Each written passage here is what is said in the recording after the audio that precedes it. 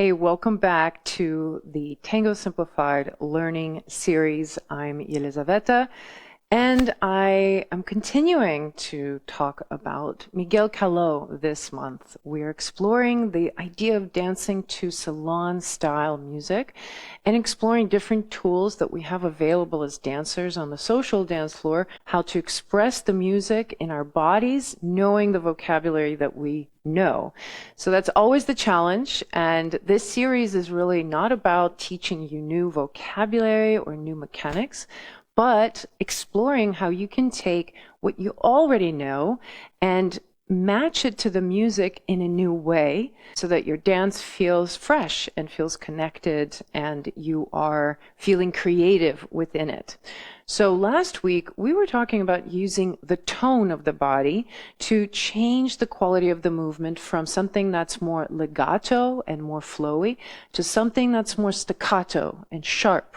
So today, let's talk about what else you can do in terms of structurally show the song's uniqueness. Tango songs are composed of different structural elements, and one of the most important ones to understand as dancers is the relationship between the phrase and the bridge. So if you've ever heard that term bridge, you might have confused it with the bridge that we think of in Western style music, like pop songs, that we might have a bridge that sort of separates from the main theme of the song only to return back to the main theme. This is not what the bridge means when we're talking about tango music. The bridge is a link between two phrases. So if I'm a singer and I start singing a phrase, there will be moments where I will naturally pause. Even if I sing something as familiar as, "Happy birthday to you, happy birthday to you." So you see how I paused at the very end of that phrase, and then I sang the next phrase. Now, this is okay when we're singing, but when we're dancing, that empty space needs to be something different, because as dancers, we're not going to just pause there. We need to keep going. So the bridge is a little sound or a phrase or a passage on one instrument or multiple instruments to fill that empty space and to link the two phrases together. So if I were to demonstrate with my own voice on the same example, it would be something like, "Happy birthday to you, tra-la-la, happy birthday to you, tra-la-la." Totally off key.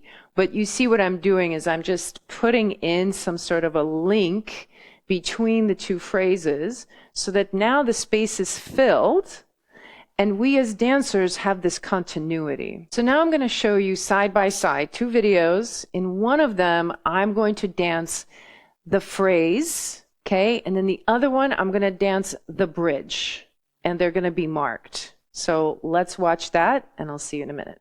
Late un corazón, déjalo latir, miente mi soñar, déjame mentir.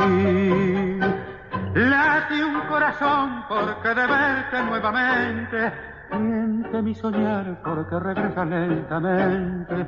Late un corazón. Me parece verte regresar con el adiós. Okay, so not all songs, of course, have this very clear relationship between bridge and phrase. A good orchestra for that explores D'Agostino, actually. But you will hopefully start noticing these bridges being used in this way. What is the key to recognizing what is the bridge and what is the melody? You have to know the songs. Now, this example was me dancing by myself, but also realize when you're dancing with a partner, it could be that you and your partner dance one or the other, but then you could actually split it, and I could be doing the melody part while my partner could be doing the bridges.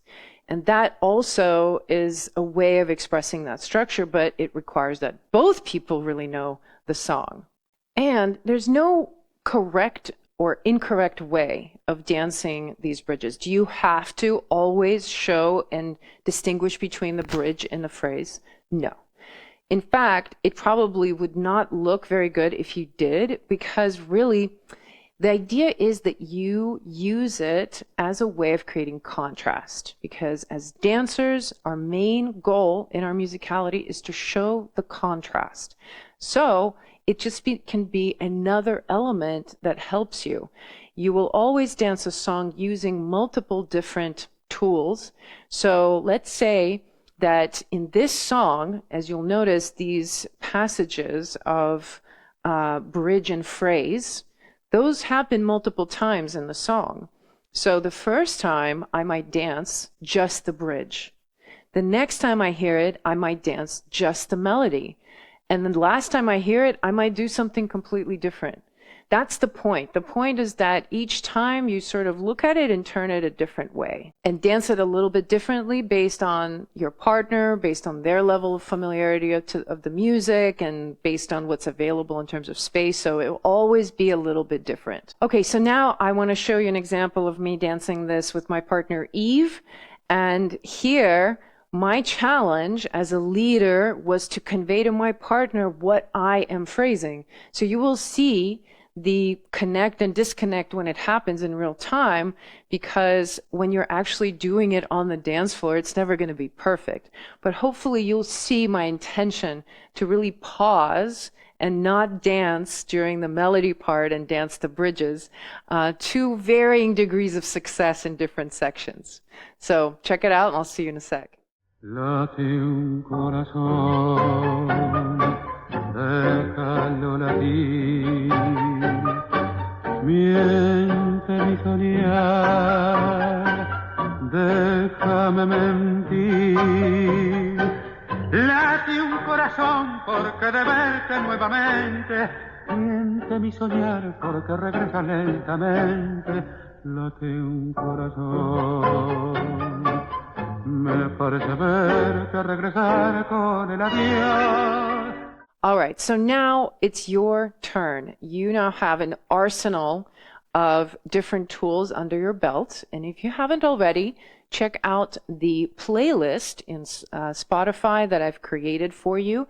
The link is in the show notes. By this point, maybe some of you have already been listening to this playlist and you have your favorite Caló songs that you are now in love with. And I would love to know what they are.